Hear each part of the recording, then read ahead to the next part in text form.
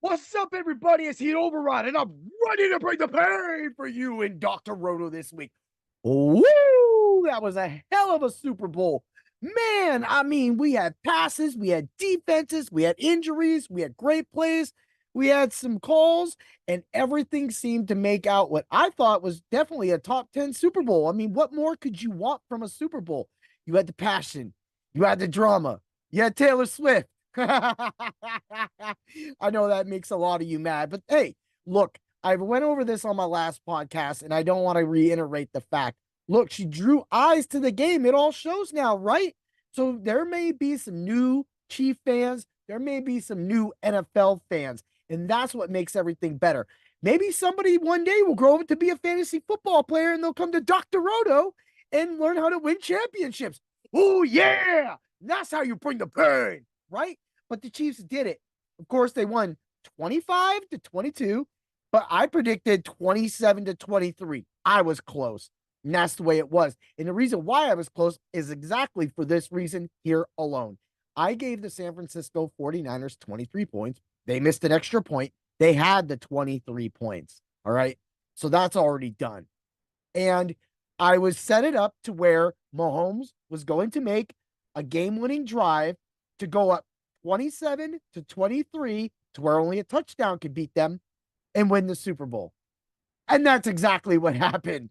So it's again comes back to game theory, watching the NFL tape, understanding the numbers and putting it all together. I know a lot of people out there are analytical people, and if the numbers don't make dollars and they don't make sense, or they don't make dollars if they don't make sense, because that's the way we kind of play it in this industry. But at the same time, yeah, you see how I did that there? Roll. Yeah. So, oh yeah. So let's get all jacked up here, man. I was proud of that Super Bowl for a lot of reasons that I just said earlier. And it was just a good, riveting ending. You got to see the new overtime rule, and you got a whole overtime of football.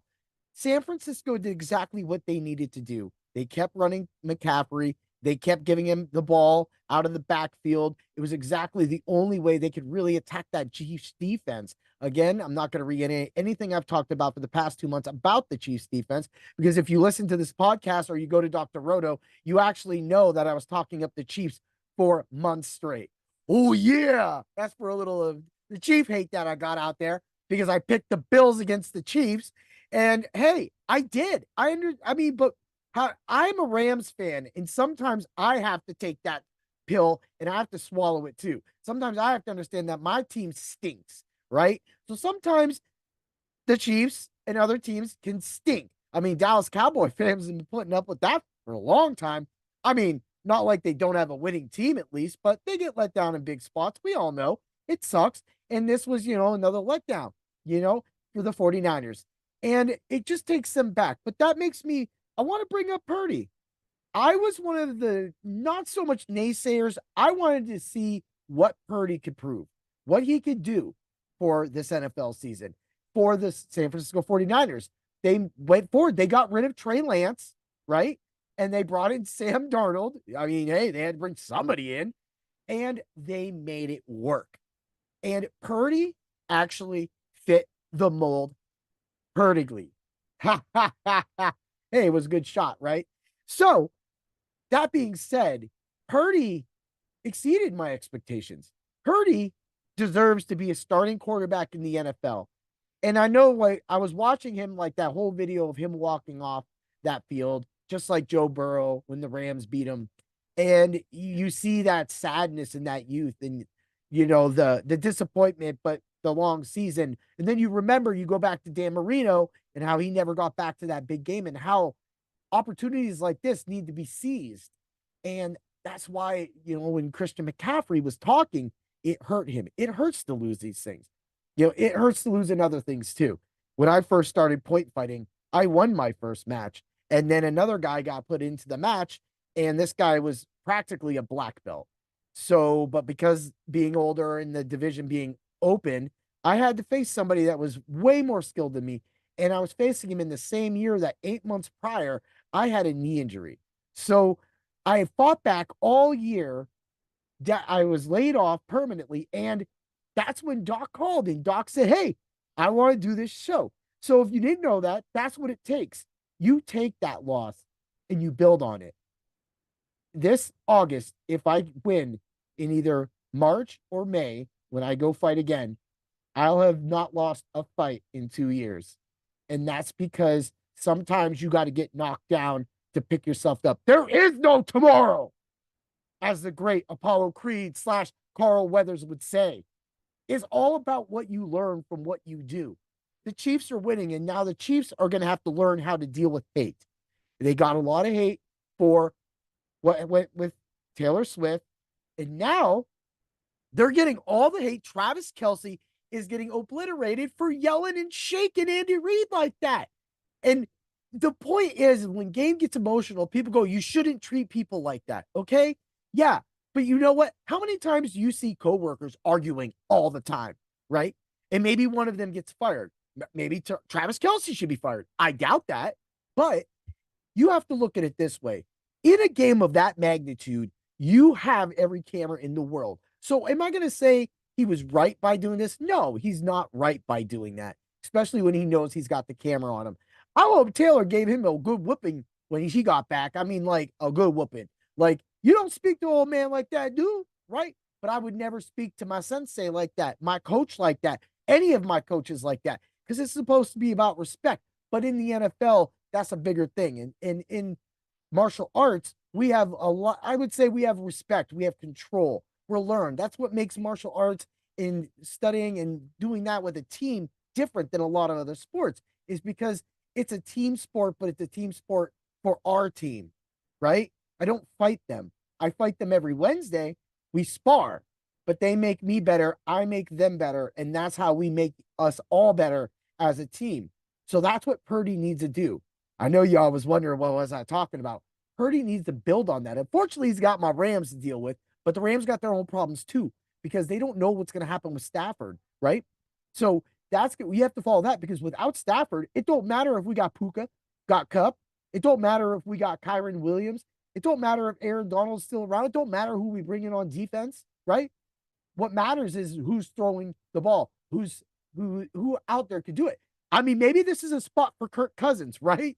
So you hear that on Bring the Pain. If Stafford retires, do the Rams make the move? Do you trade? Do you make that big trade? You know, do you what happens? So that's all going to be coming up right now. There's free agency is going to happen. The free agency market is hot. Running backs all over the place. Defense is going to be it, and that's I'll get to a little bit of that at the end. But at the same time, San Francisco also lost Greenlaw, right? So they lost one of their two massively, awesomely talented linebackers. That opened things up for the Chiefs. You notice that the 49ers were able to keep most of what the Chiefs were doing under wraps at the beginning, and the Chiefs defense as well too. Outside of, the trick play that I called, me and Johnny talked about it.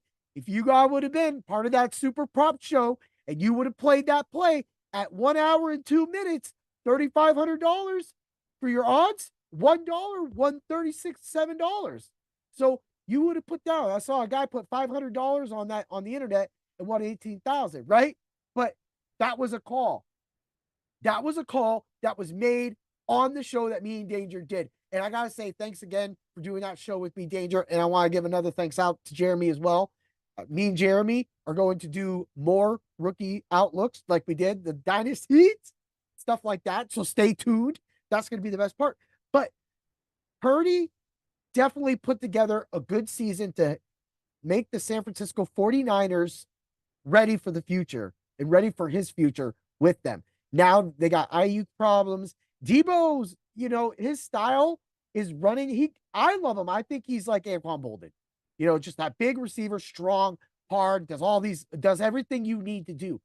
But I don't think that Ayuk is happy not being the number one there. And I think that the number one really shouldn't be Debo either. So I think that they let him go, see what they can do, bring in somebody, right? They can bring anybody. Maybe make a trade for Thielen. Maybe that's the move you make. You go with somebody like Thielen, a possession receiver. And I guess Debo is kind of a possession receiver, but he doesn't need to be that. If the possessions are done, then they got everything else. And they'd still have Christian McCaffrey, man. But that's what San Francisco needs to build on. Now to the Chiefs. The Chiefs defense coming back. Look, Yes, there's going to be some losses and there's going to be some positives and negatives. But right now, the Chiefs offense it's intact. You have Pacheco, you got Rice, Kelsey ain't going nowhere. The line looks good. It's Mahomes, right? You got Gray backing up Kelsey. Perfect, perfect. You know, and then you have the rest of the guys. It really doesn't matter if you have MVS or you have, Mecole Hardman. You can name on names with the Chiefs. In the end, it's all about Mahomes getting them the ball and the plays that Andy Reid calls that help Mahomes get the ball to those receivers. So the Chiefs offensively look great. Defensively, they'll be back. Maybe they can add somebody big. You don't know that. Like teams are really giving up on a lot of receivers. You can see Pittsburgh just straight up drop Diontae Johnson. And if Diontae Johnson goes to Kansas City, would you got Rice on the outside? Now, one thing I didn't, when Rice caught that pass a couple weeks back and didn't burn into the end zone, I know corners are fast, but usually if you're a top notch receiver and you catch a long bomb like that, and nobody's around you, you score a touchdown. So they need some speed. Somebody like Diontae Johnson would be a great addition for the Kansas City Chiefs. They literally, if they could get a slot, oh, they're done. They could three-peat, honestly, with that. And that's all they really need. And they don't really have a lot of money invested into all those backup receivers. That's the one good thing about Pacheco and Rice working out right now is because they're still under their rookie contracts for the most part. Like, well, Rice he just got drafted. So that's just free money practically for the Chiefs. And so that helps them invest. So the Chiefs definitely are going to be a threat. I already got my bet on them to win the Super Bowl next year. So, and that's the same bet that won the bet this year for the Super Bowl that I won previous year off the bet of the other Super Bowl. I mean, this is what we do, right? So, that being said, I do want to get to some upcoming content. So, I'm coming off the DFS side of things on Sundays, and I will be handling the MLB content, the betting content on Fridays. So, you'll have to look for that article. Usually, it'll drop around 6 or 7 o'clock. Well, it's got to be before 7. So it'll definitely be out. I'll have it out. That's just what I do. So look for all those bets again. The Super Bet Prop Show wasn't just always about taking those nice, safe bets.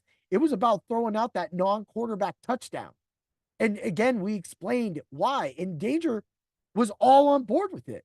He exactly said, he was like, yeah, I can't argue it, right? And that's why I played that play. So that being said, there's a lot of off-season content going on right now. We literally have 2 to 3 Major League Baseball, MLB articles hitting the site constantly. Doc was trying to talk baseball the other day on the radio, and all he could talk was football on Saturday. It was wild, man, but it was a great show. So you can catch Doc on Sirius XM from 7 a.m. to 9 a.m. Hopefully they get that man some more shows. Serious, what's your problem, man? I'm being serious. You need to get that man more on the radio. You need to get me on the radio. Hell, anyway, digress. Next year. So, with all the content, I want to say thank you for everybody that has listened and followed my podcast this year. You've all not only just inspired the pain bringer inside me and all around me, in that you make me want to give you so much more. And that's why the show on Friday with Danger and the things that are going on with Jeremy, because we have another show, like I said, coming up. Again, we're doing 3 more rookies. You got to watch it. Maybe we'll do offense. Maybe we'll kick it defense, right? Because he had some guys he wanted to look at too on defense. So we're going to definitely do that because, this is also Jeremy's show too. You're on board, man. This is our show. The Dynasty Heat. Yeah. So I was thinking about next year doing some of my Ultra Contrarian shows live. Again, that was one of the more fun shows that I've been doing for the last couple of years. And this year's content, the lineups that I gave out for the very contrarian lineup were amazing. Literally cashed every single week. And even on the weeks that they were close, I somehow pulled some cash out of a couple of those lineups. But I could definitely say you could count on one hand, no more than 2 of all those weeks, one FanDuel, one DraftKings lineup every single week that each one of those lineups scored. So, hey, that's what we're doing. I'm giving you a cash game. I'm giving you my plays. I tie in my macho pick of the week. It's simple. It's all me. And I'm saying it with my chest. And I'm giving it all to you for free on this podcast. You never know if the Ultra Contrarian show keeps hitting like this, that might just be paid content. So I'm just saying, take advantage of what you can now, because right now with Dr. Roto, some of those articles have been free. for the MLB. This is getting you prepared for your dynasty drafts, your seasonal drafts, everything. And we are also doing NFL stuff like that too. You know, we already have people looking at offenses and looking at players that may be on the move for next year, right? So we have it all going on, Dr. Roto. At the same time, you have the one and done show, and Jay, Eric, and Mike are killing it on that right now. And then, of course, Mark and Kick with hockey, and then the NBA stuff going on. It is all going on. Just because football is done doesn't mean that we're done. Because if we were done, we would be one and done. And that's the show that makes you the money for college. And we are the show that always makes sure that you always remember to bring the pain. So I'm going to end it right like this right now. Who is the macho pick of the week? Huh? Who can be the macho pick when there's no more football to play 8 override? The Chiefs defense? I called it for over 2 months. The Chiefs defense are the real MVP. They won that Super Bowl. Yes, Patrick Mahomes is the MVP, but the way Snead, the way Bolton, when Bolton came back to that lineup, that defense tightened. And that defense showed exactly, went up against some of the best offenses all playoffs long and shut them down. And all you guys want to hate on me because I picked the Bills. Hey, that's all right. Sometimes we're wrong. But in the end, I'm right. Oh, yeah. Have a great day, everybody. And may the drafts, may the baseball, and may the points be with you. Dig it? Yeah.